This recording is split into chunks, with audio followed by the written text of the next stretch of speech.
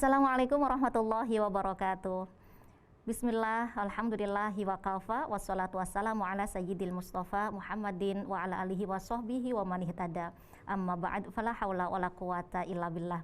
Pemirsa TVRI Jawa Timur, senang sekali saya Mala Arifin bisa kembali menyapa Anda dalam program kesayangan kita bersama Gemar Ramadan di TVRI Jawa Timur. Dan sore hari ini pemirsa, insya Allah kita akan membahas tema yang sudah kita siapkan, menarik sekali, Islam dan perkembangan teknologi. Dan acara ini pemirsa terselenggara atas kerjasama antara TVRI Jawa Timur bersama Kantor Wilayah Kementerian Agama Provinsi Jawa Timur. Seperti apa Gemar Ramadan sore hari ini? Ikuti sesaat lagi.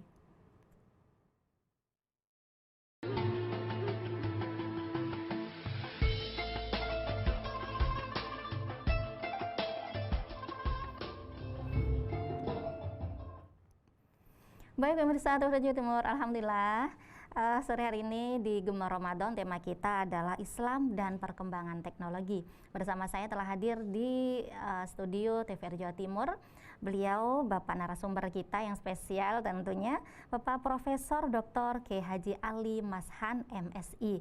Beliau sebagai Ketua MUI Jawa Timur. Kita sapa bersama. Assalamualaikum Yai. Assalamualaikum. Kabar baik nggih? Baik, sehat walafiat, Masya Allah. Senang sekali bisa berjumpa nggih. Coronanya sudah balik.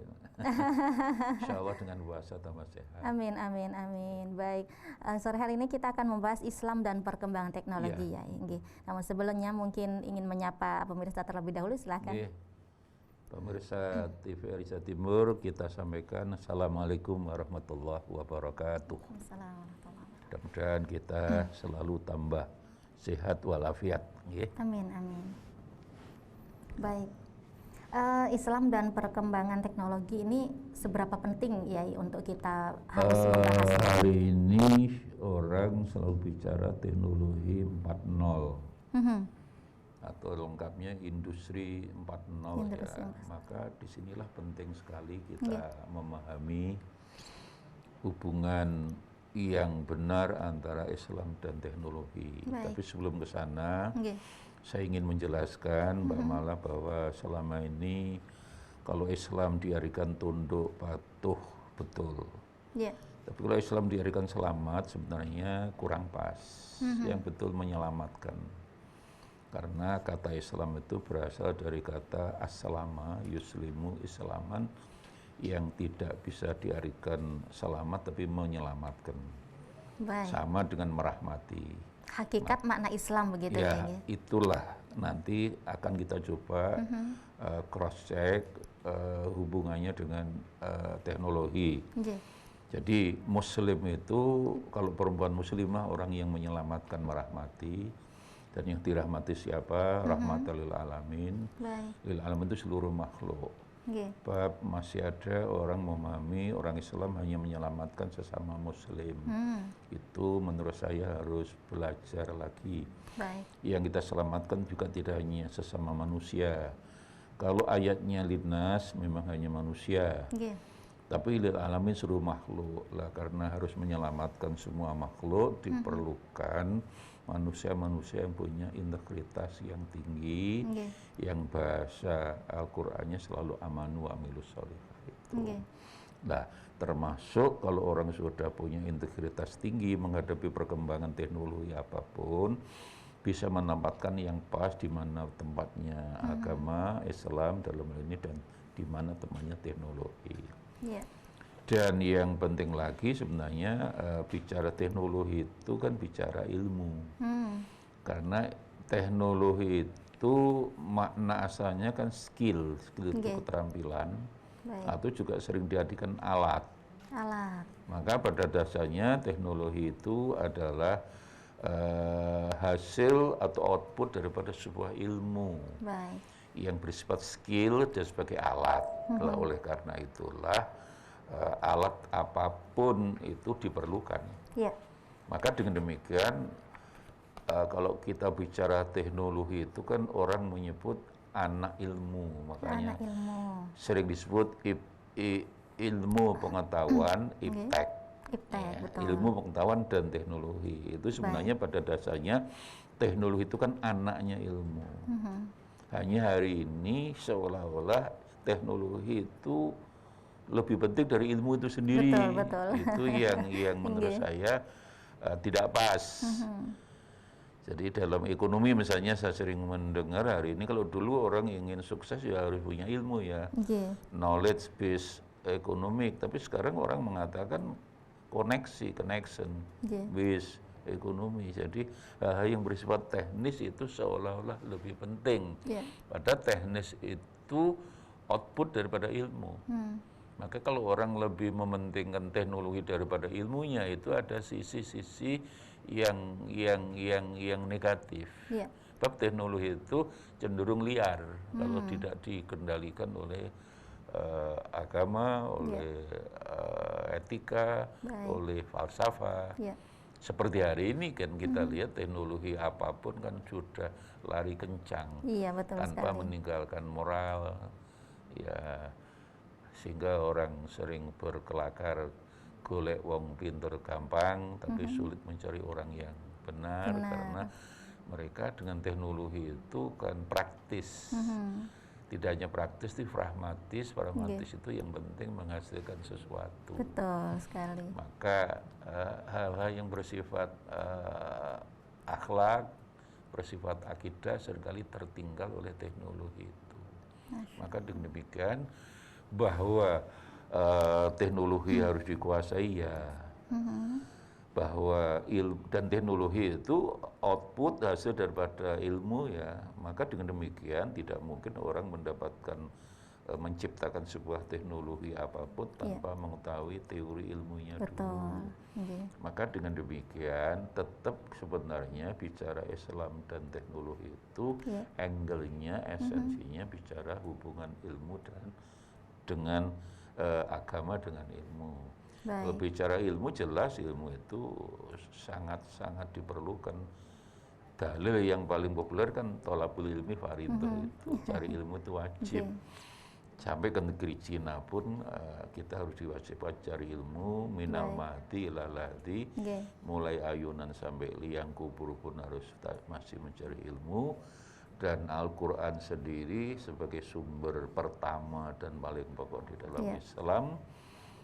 Kalau kita mau membuat klasifikasi yang lebih mudah, ya iman, Islam, ihsan, ilmu.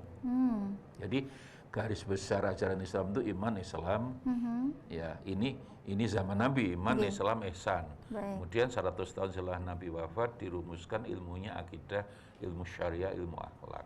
Nah, akhlak kepada Allah itu namanya tasawuf, kan begitu ya. Nah, ditambah ilmu pengetahuan karena di dalam Al-Quran sangat penuh dengan ilmu pengetahuan, baik itu pengetahuan yang selalu dikaitkan agama dan pengetahuan yang bersifat umum, walaupun klasifikasi itu adalah tidak benar 100%.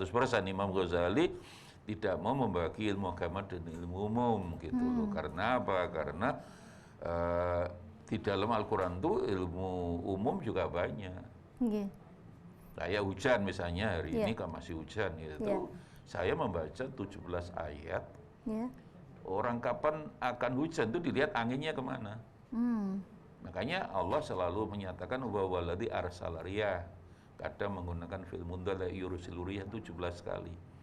Sama dengan kita kalau mendengarkan perakiraan cuaca, sebelum menentukan daerah mana yang hujan, selalu arah angin kemana, kecepatannya berapa, angin itu angin kering, itu angin itu membawa butir-butir air, itu di Quran ada. Apakah itu bukan ilmu yang dikategorikan umum? Maka dengan demikian klasifikasi ilmu agama dan umum itu dalam konteks Islam, Al-Quran itu tidak bisa dibenarkan.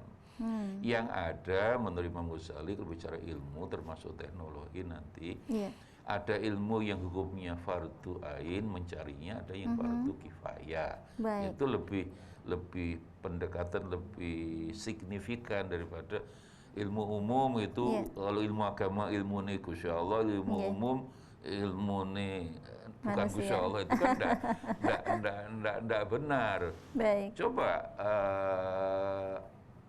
orang bicara apa itu keseimbangan antara langit dan bumi, mengapa ini kertas saya jatuh, kacamata saya jatuh, ya karena daya tarik bumi lebih kuat daripada kertas ya. Tapi mengapa bulan, bintang, matahari yang lebih gede tidak jatuh? Itulah keseimbangan. Ya, itu dalam ilmu IPA.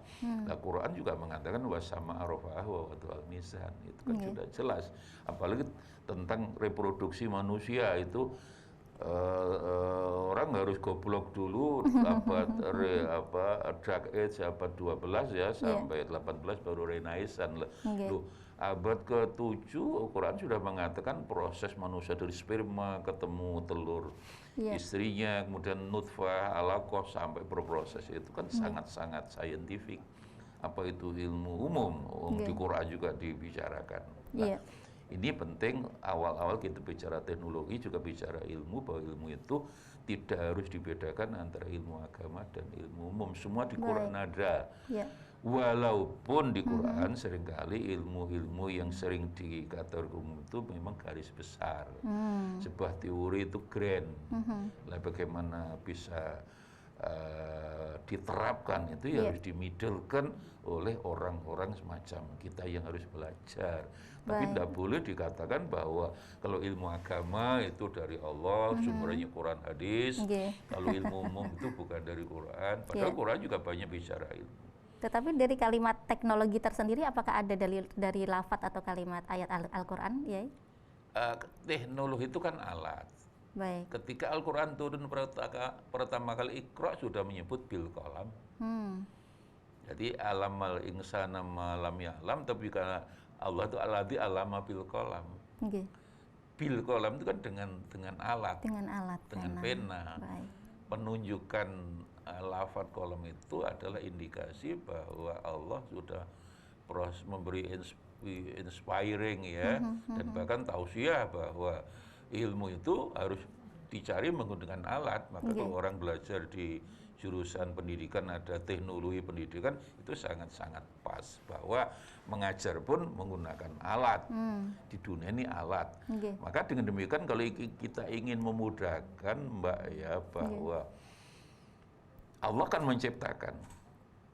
Ilmu Allah ya, made in Allah. Tapi yang made in manusia itu sebenarnya ya alat itu. Apapun alat, apapun dengan skill manusia, yang skill itu sebenarnya dasarnya ilmu, kemudian diterapkan menjadi sebuah alat, dan alat itu sangat dibutuhkan oleh manusia, ya sebenarnya skill itulah manusia.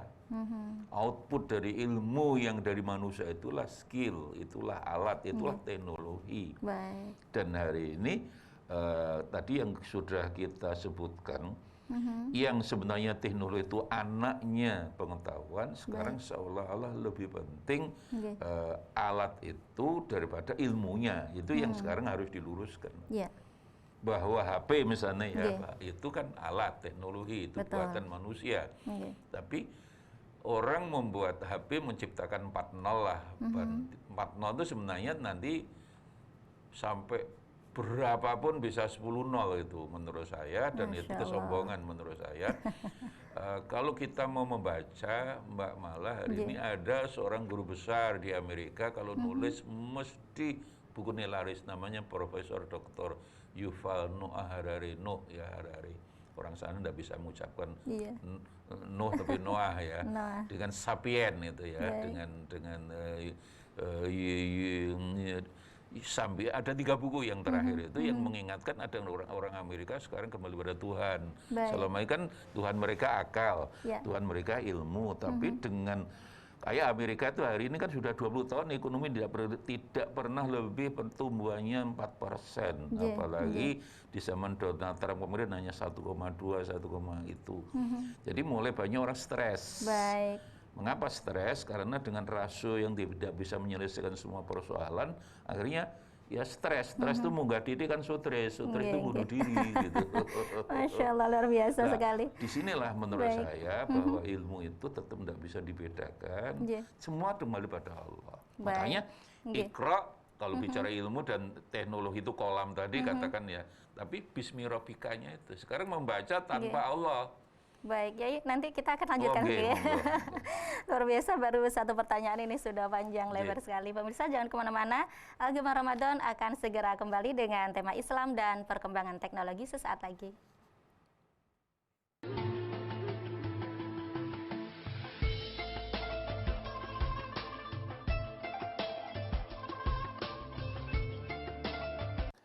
Assalamualaikum warahmatullahi wabarakatuh. Marhaban ya Ramadan. Bulan mulia penuh berkah dan maghfirah telah menyapa. Sucikan hati, bersihkan jiwa, perkuat solidaritas pada sesama. Semoga diampuni segala dosa. Saya Dr. Husnul Marom, Magister Hukum Islam, Kepala Kantor serta keluarga besar Kantor Wilayah Kementerian Agama Provinsi Jawa Timur mengucapkan selamat menjalankan ibadah puasa Ramadan 1443 Hijriah.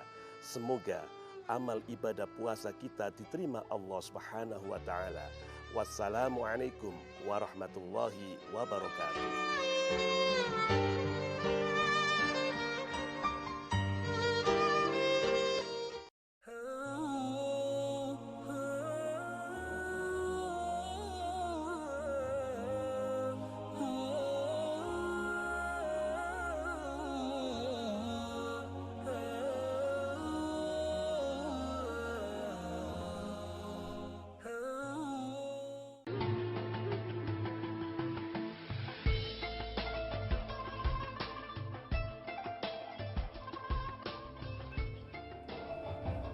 Baik pemirsa TVRI Jawa Timur, terima kasih Anda masih setia bersama kami di Gemar Ramadan dan tema kita sore hari ini adalah Islam dan perkembangan teknologi.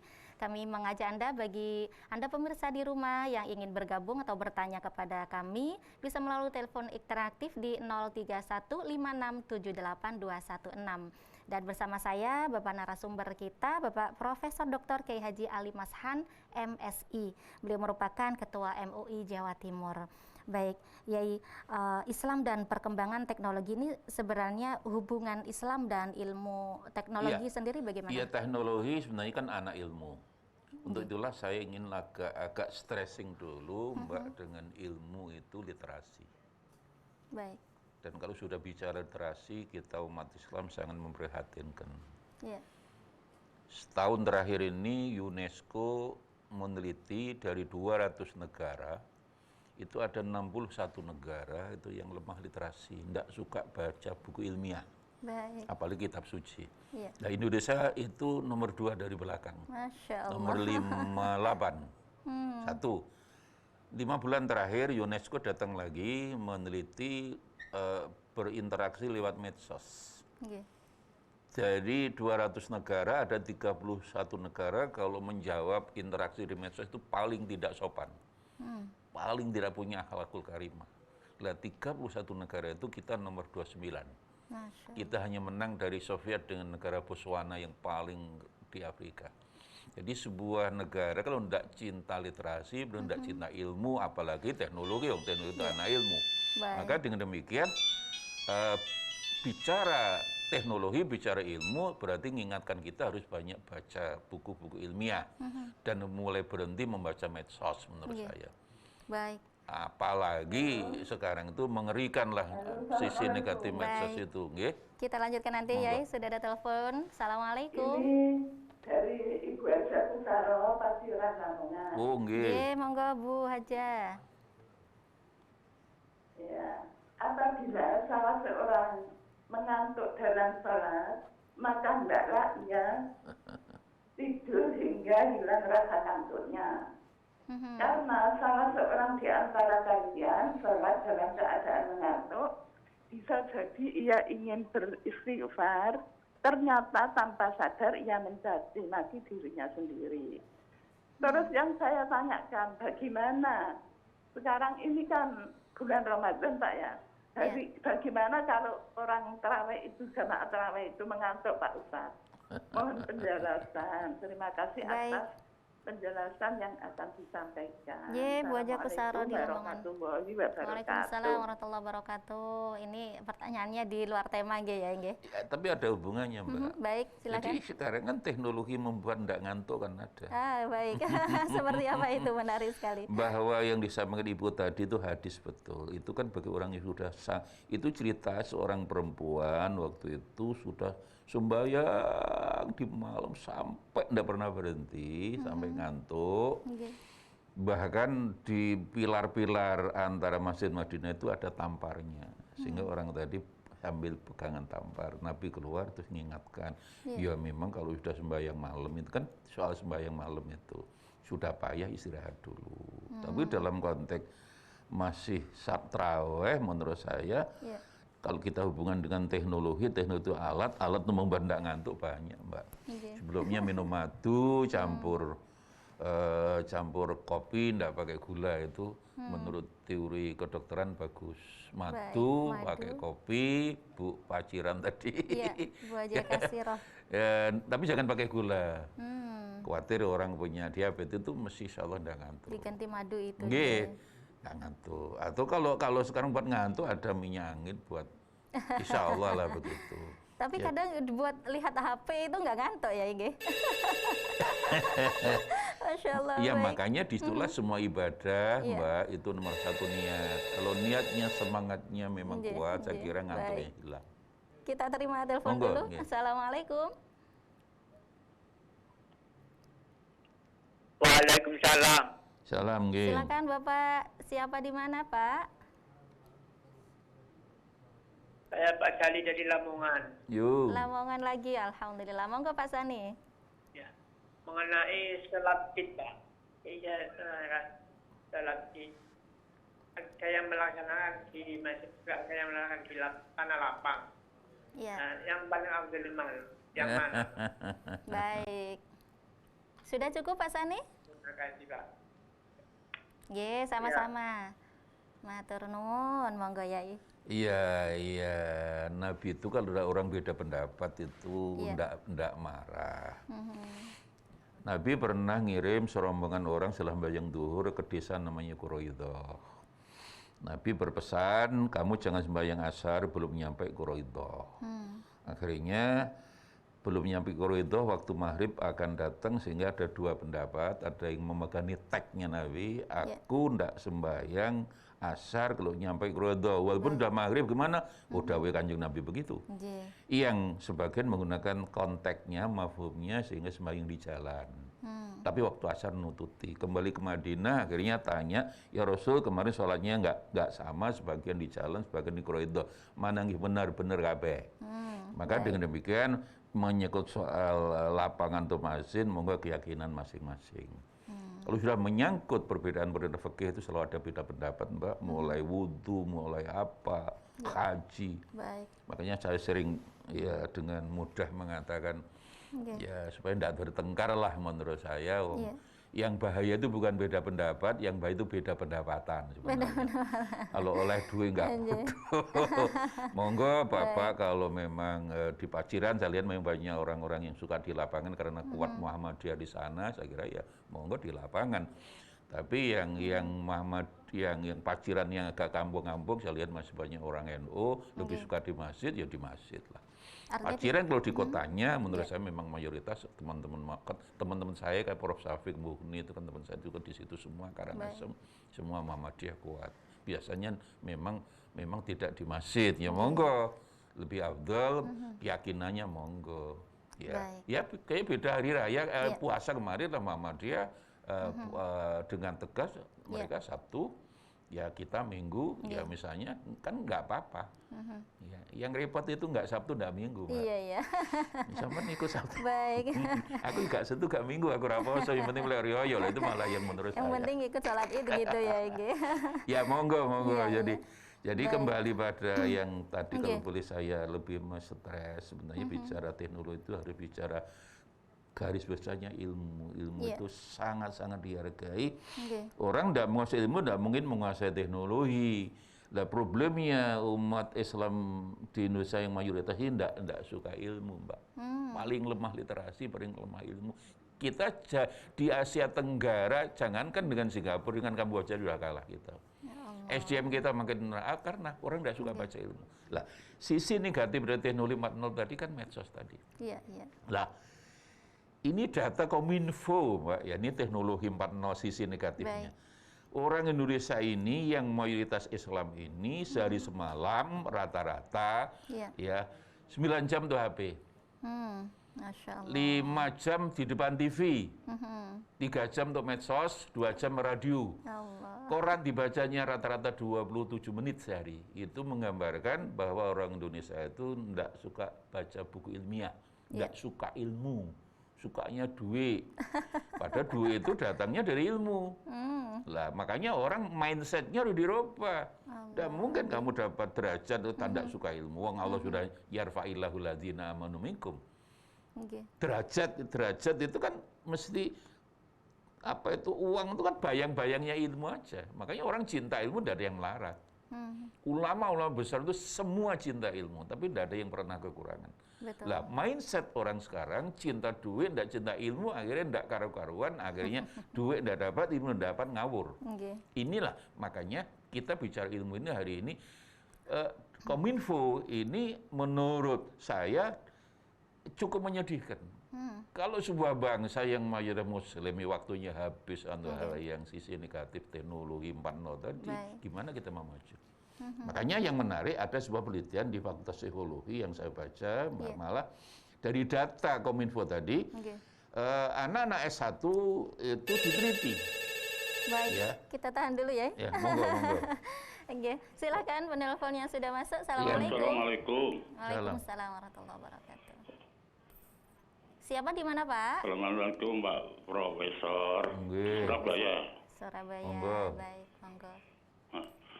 Saya cuma ingin sharing aja, Pak ya. Mungkin begini, Pak ya. Indonesia itu mayoritas Islam. Tetapi animo untuk belajar ilmu itu sedikit sekali. Betul. Nabi sendiri kan sudah berpesan. Balighani walau ayah, ya toh? Ya seperti tadi. Tolabul ilmi fardhatun ala muslim ila mati ila lahdi. Ya, terus kalau memang orang iman seharusnya dia itu kan harus percaya sama firman Allah dan sunnah Rasul yaitu hadis. Jadi kita itu nggak usah bingung apa yang terjadi ini, karena sudah kedahuluan apa yang namanya dalil. Seperti kejadian hari ini, Pak ya. Rakyat di zamanun khair ba'daladina sarum minhu. Itu kan sudah jelas, tidak akan ada zaman yang akan datang itu lebih baik daripada zaman yang telah lalu. Ya inilah kita jangan nggak bisa bingung bagi orang Islam. Ya kiranya kita aja Pak, mohon maaf sharing aja dan mungkin saya sangat hormat pada Profesor. Baik, terima kasih. Assalamualaikum warahmatullahi wabarakatuh. Waalaikumsalam warahmatullahi wabarakatuh. Terima kasih Bapak sudah bergabung ya bersama kami di Gema Ramadan sore hari ini. Baik, Yai, kembali kita ke Islam dan perkembangan teknologi. Jadi Bapak tadi itu betul. Cuma saya perlu komentar, Pak. Hadis-hadis Nabi yang bersifat memprediksi seperti tadi sebenarnya tidak boleh dibaca negative thinking. Baik. Nabi mengatakan Allah tidak akan mencabut ilmu yang disebut ulama. Ya. Sehingga Nabi mengatakan dawuh yang saya khawatirkan nanti satu zaman datang ulamanya habis, yang belajar tidak ada, yang ada orang goblok dianggap ulama. Allah. Termasuk yang didawuhkan Bapak tadi bahwa zaman itu paling zamanku. Makin jelek. Sebenarnya beberapa riwayat hadis yang saya baca, hadis macam yang ramalan seperti itu tidak boleh negatif. Justru Nabi tidak menghendaki ada zaman yang jelek seperti sekarang. Kalau Nabi dawuh tidak menginginkan ada orang jualan, berarti Nabi tidak menginginkan kehabisan ulama. Saya tialana zaman fihi kasiru khotaba wa qalil ulama. Akan datang zaman, kata Nabi, dawuh Nabi, yang datang nanti sing akeh tukang pidato tok, tapi yang ahli ilmu, ahli agama itu tidak ada. Berarti Nabi justru tidak menghendaki ada kekeringan ulama. Jadi hadis-hadis yang bersifat futuristik masa depan ini sebenarnya yang saya pahami dari penjelasan syarah hadis tidak boleh difahami, loh itu sudah diramal Kanjeng Nabi. Tidak, justru Kanjeng Nabi tidak menginginkan situasi seperti itu. Baik. Sebenarnya seperti itu komentar saya yang pertama. Baik. Yang kedua, dari data Kominfo tadi kita teruskan, Mbak. Jadi beberapa fakta psikologi ini neliti dicari anak S1 yang perempuan sing ayu tapi goblok. Wah, ayu, elek enggak. Ayu tapi goblok. Ditelitilah orang tuanya, didatang oleh mahasiswa fakta psikologi. Bapak, ibu punya anak cantik, sayang, goblok. Jawaban orang tuanya itu jawaban memang enggak cinta ilmu, itu kan mengerikan. Gimana ya? Ya enggak apa-apa, Dek. Gimana situasi seperti membutuhkan orang yang ilmuwan, yang punya integritas yang tinggi, akhlak tinggi. Ya gampang, nanti akan saya carikan calon suami yang cerdas walaupun wajahnya elek. Ini betapa orang Indonesia betul-betul enggak mau bekerja lebih keras, enggak cinta ilmu, itu kan sangat-sangat mengerikan menurut saya. Padahal Quran jelas, Nabi jelas. Ya, maka apa mungkin? Ketika ditanya, kok gitu Bu, Pak? Ya iya toh, nanti kalau bapak cerdas walaupun elek wajah, ibu ayu tapi goblok. Yakin punya anak nanti mesti niru ibu ayu kaya ibu pinter. Kayak bapak Tapi kan impossible, kan nggak mungkin. Nggak mau baca, nggak mau ikro. Quran datang ikro, baca. Berarti ilmu.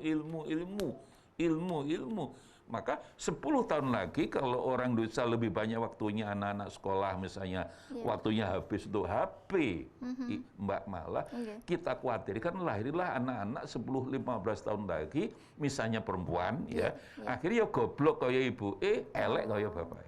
Jadi SDM-nya makin rendah, baik psikis maupun psikis. Ini sebenarnya kalau kita esensi bicara ilmu termasuk teknologi, bicara literasi yang sangat memprihatinkan. Orang tidak mungkin akan berkembang secara inovatif tanpa membaca. Baik. Tapi bacaan literasi, bacaan buku ilmiah termasuk kitab suci. Kalau semangat membaca medsos sudah luar biasa sekarang. Tapi medsos itu YouTube, saya baca 70% bohong. Wah, Google, semua penelitian itu menyebut itu banyak yang bohong. Dan yang menyedihkan orang sekarang waktunya hanya untuk itu tadi kan. Ya, 9 jam HP, 5 jam TV itu masih 4.0 itu masih luar biasa pengaruhnya. Kemudian medsos, ya radio masih lumayan didengar 2 jam karena mungkin banyak orang di mobil tidak pernah keluar butuh berita. Lah, koran yang bisa representasi literasi itu hanya 27 menit menggambarkan bahwa orang Indonesia yang mayoritas muslim, yang katanya paling besar di dunia tapi tidak cinta ilmu, berarti tidak ngerti teknologi. Tidak mungkin orang bisa menciptakan teknologi karena alat tanpa ilmu dulu. Impossible. Baik. Ini sangat-sangat menyedihkan bagi kita sebagai sebuah bangsa yang mayoritas muslim. Kira-kira solusi kita jadi bagaimana ya? Dengan perkembangannya teknologi dan semakin menipisnya itu tadi. Gini Mbak, kalau Nabi itu sederhana tapi pasti. Yang tanggung jawab itu orang tua. Kullu mauludin yuladu alal fitrah. Bahwa anak itu cinta ilmu tidak tergantung orang tuanya. Nabi kan mengatakan dengan sangat esensi bahwa innama abahu yuhawidani. Orang tuanya lah yang menyebabkan apakah anak nanti menjadi Yahudi, au yunasirani menjadi Nasrani, au yumajisani menjadi Majusi. Jadi saya teruskan kan au yu goblokihi, au yu malinganihi, au yu copetanihi, au yu mendeminihi, itu orang tua. Maka harus dimulai bagaimana menyadarkan orang tua. Lah bagaimana? Lah ini mestinya saya dulu selalu usul ada apakah di Dirjen Kementerian Sosial atau di Kominfo yang ada mesti Direktorat Rumah Tangga di Kementerian Agama yang bagaimana meningkatkan kualitas rumah tangga. Jadi jangan hanya semangat kawin tapi setelah punya anak tidak tanggung jawab. Kawin kan semangat Mbak, punya anak sangat semangat, gaya anak orang sengaja tadi lampu peteng tambah cepet. Tapi persoalannya salah punya anak. Artinya perlu pendidikan untuk calon pengantin begitu. Kalau bicara anak yang paling tanggung jawab orang tua. Baik. Kemudian otomatis sekolah. Nah, sekolah sekarang disebutkan teknis. Iya. Kurikulum apapun, perubahan-perubahan itu hanya teknis. Apalagi sudah tidak berbicara karakter. Oke. Kurikulum itu menurut saya nothing. Makanya menurut saya kalau kurikulum itu sebuah harus ngikut pemerintah resmi itu tambah berat menurut saya. Kalau punya masing-masing sekolah punya rumusan sendiri, bahwa saya punya murid, oke, dasar-dasar pemerintah oke, tapi harus diikuti semuanya malah. Pemerintah terlalu praktis. Pemerintah kepentingannya kadang terlalu politis juga. Kita belak-belakan aja, saya sebagai orang yang sudah sekian puluh tahun ngajar, dan saya juga sebagai ya pengalaman penelitian lah Bapak sekalian. Harus punya masing-masing kampus, masing-masing sekolah punya rumusan-rumusan tersendiri, tambahan kurikulum yang bagaimana menyebabkan anak-anak kita menjadi seorang ilmuwan-ilmuwan. Tidak ada seorang ilmuwan yang hidupnya sengsara di dunia ini. Baik, ya, yang orang sekarang itu yang repotnya kan pengen duit akeh, tapi malas belajar. Nah itu. Nah sekarang mulai belajar banyak baca medsos, ya tambah goblok waktunya habis.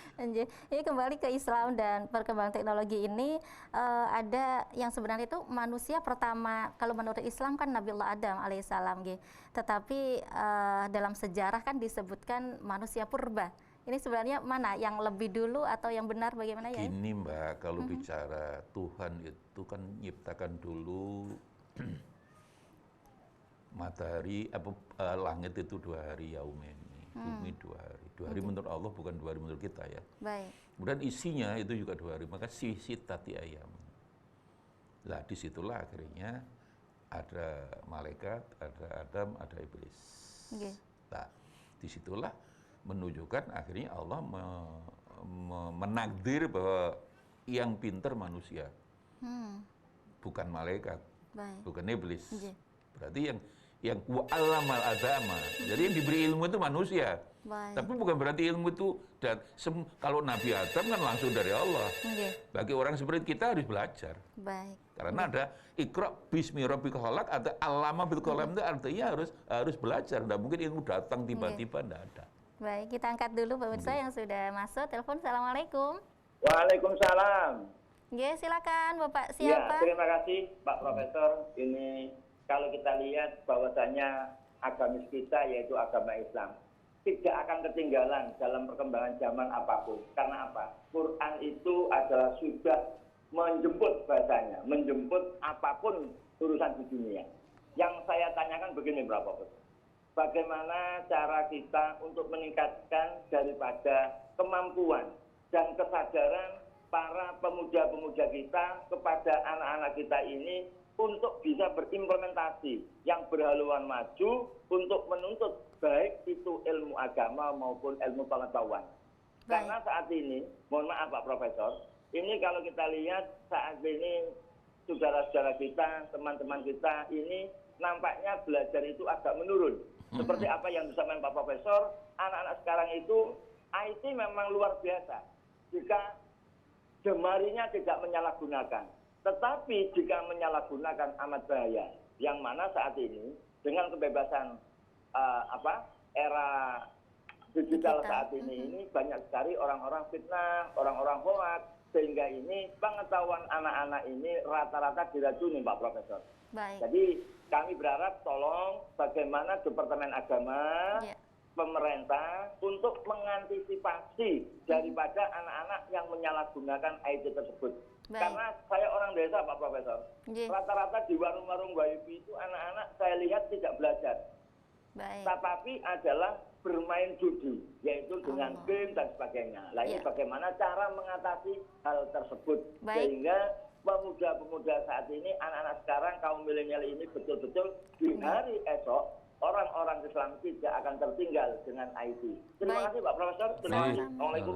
Waalaikumsalam warahmatullahi wabarakatuh. Luar biasa, itu memang dilema kita para orang tua sekarang ya. Bagaimana solusinya ini? Tidak mungkin satu solusi Mbak. Tadi saya sebut salah satunya keluarga. Tapi kalau menyangkut teknologi, menurut saya konten-konten yang tidak benar itu bisa disiasati oleh kementerian. Jadi oleh kementerian. Saya ingin seperti Australia, seperti Cina, bahwa konten-konten seperti Google, YouTube yang sisi negatif itu ditutup. Cuma di Indonesia tidak berani, heran. Kadang-kadang saya ingin jadi menteri aja. Amin. Jadi di Australia itu kalau sekolah itu tutup. Bahkan kalau Google, YouTube melanggar, denda sekian dia. Berani. Allah. Kita ini liar. Anak-anak kita bener Bapak tadi, di dalam kamar ditutup kelihatannya belajar, ya belajar, tapi belajarnya apa? Allah. Itulah sisi negatif daripada teknologi. Oleh karena itulah teknologi itu alat. Ya. Di dalam konteks Islam, alat itu tidak boleh mengalahkan tujuan. Ya, tujuan hidup apa? Allah. Khalifah kita khalifah Allah. Walaupun saya tidak mau sesombong mengatakan saya ini wakil Allah. Saya mengikuti penafsiran bahwa ada penafsiran yang selalu saya ikuti. Pengertian khalifah Allah di muka bumi bukan langsung kita wakilnya Allah, tidak. Itu kesombongan orang macam kita begini. Saya mengikuti pendapat ulama yang bahwa khalifatu Rasulillah. Kita ini pengganti Rasul saja. Kita akan lanjutkan sesaat lagi ya, Nggih. Iya, monggo. Setelah jeda. Baik pemirsa, jangan kemana-mana. Gemar Ramadan akan segera kembali sesaat lagi.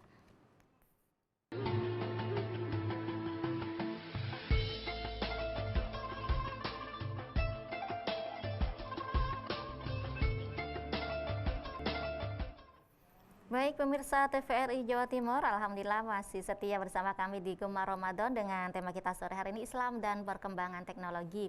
Kembali kami mengajak Anda yang ingin bergabung bersama kami bisa melalui telepon interaktif di 03156782216. Dan acara ini pemirsa bekerja sama antara TVRI Jawa Timur bersama kantor wilayah Kementerian Agama Provinsi Jawa Timur. Baik, Yai, sebenarnya Islam dan perkembangan teknologi, ini sekarang bagaimana perkembangan Islam sendiri dengan adanya perkembangan teknologi ini? Satu, Islam itu selalu mendukung kemajuan ilmu, jelas. Ayat sekian banyaknya, hadis sekian banyaknya.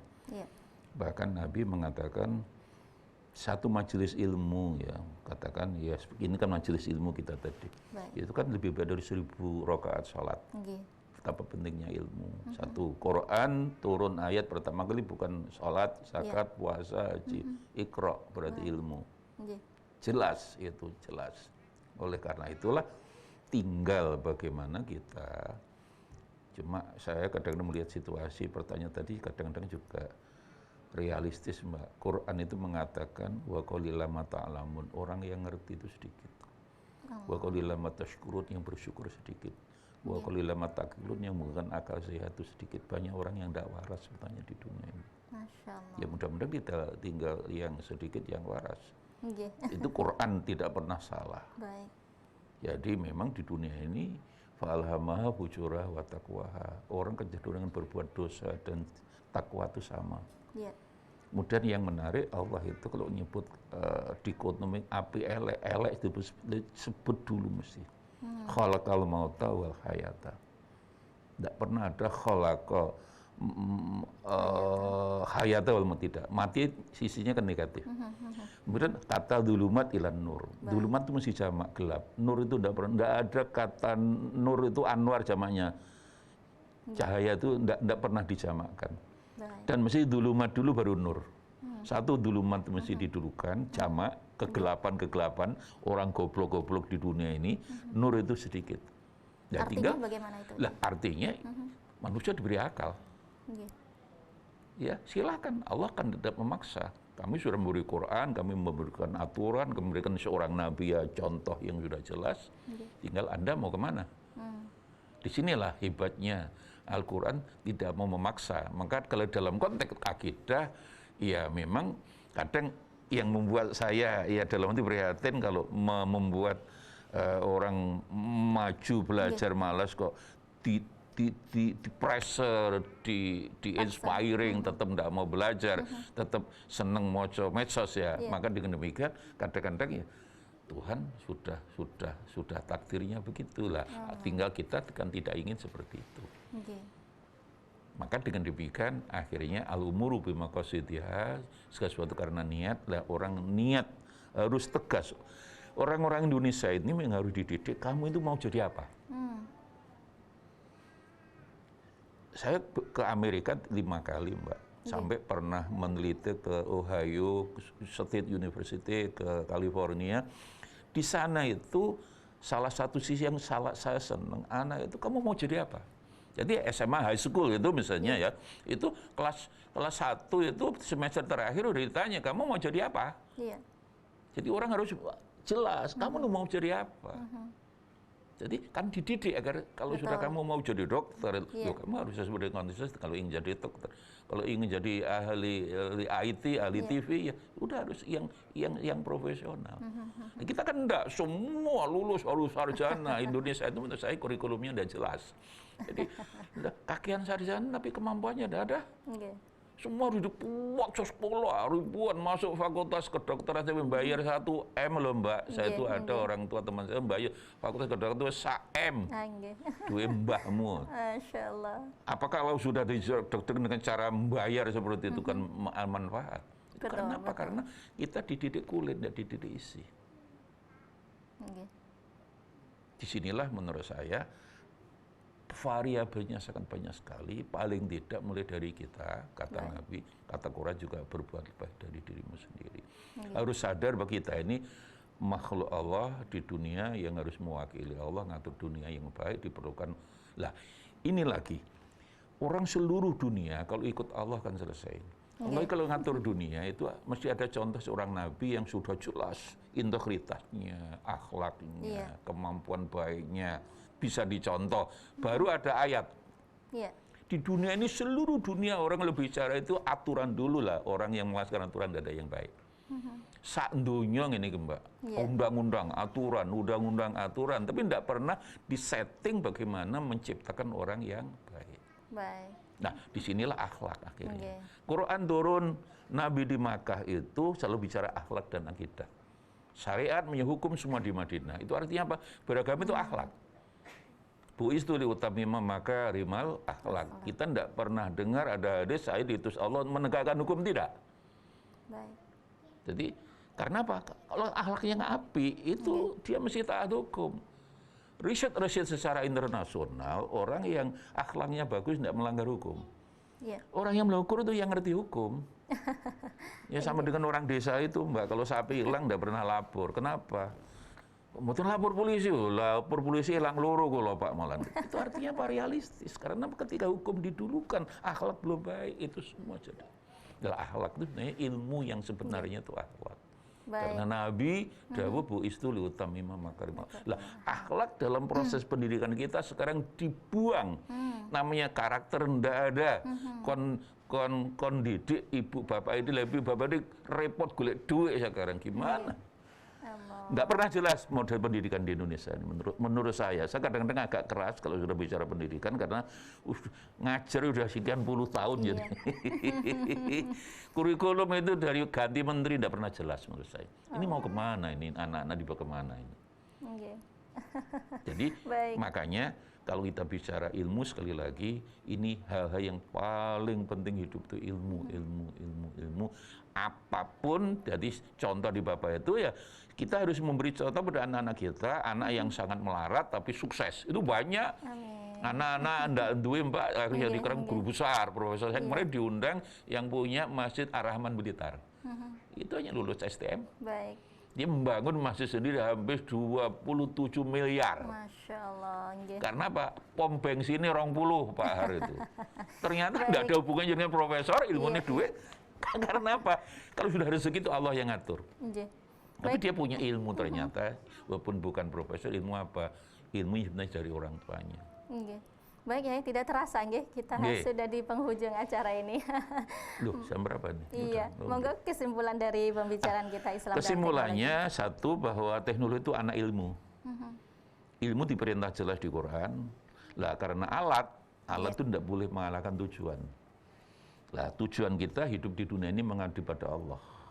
Wa ma khalaqtul jinna wal insa illa liya'budun. Tapi sahabat yang lebih pinter tafsir menafsirkan liya'budun liya'rifun. Aku tidak ciptakan jin dan manusia kecuali agar engkau ma'rifat mengerti punya ilmu siapa Allah. Jadi Orang tidak mungkin ibadah kalau tidak punya ilmunya mengerti Allah. Baik. Orang Jawa mengatakan sangkan paraneng dumadi itu. Okay. Dari mana mau kemana. Makanya alat tidak boleh mengalahkan tujuan. Baik. Man behind the gun. Okay. The gun itu alat teknologi. Yang penting man-nya. Yeah. Saya sering merubah sedikit the head behind the man with the gun. Baik. Hanya sayangnya kita in the gun dianggap pelopon nomor itu. Jadi, ya. Terima kasih kehadirannya ya dan ilmu-ilmunya, semoga manfaat barokah nggih. Insyaallah berjumpa di lain kesempatan. Baik pemirsa TVRI Jawa Timur, usai sudah perjumpaan kita sore hari ini terkait Islam dan perkembangan teknologi. Semoga bermanfaat. Selamat berbuka puasa. Saya Mala Arifin mohon undur diri. Subhanakallahumma wa bihamdik asyhadu an la ilaha illa anta astaghfiruka wa atubu ilaik. Wassalamualaikum warahmatullahi wabarakatuh. Assalamualaikum.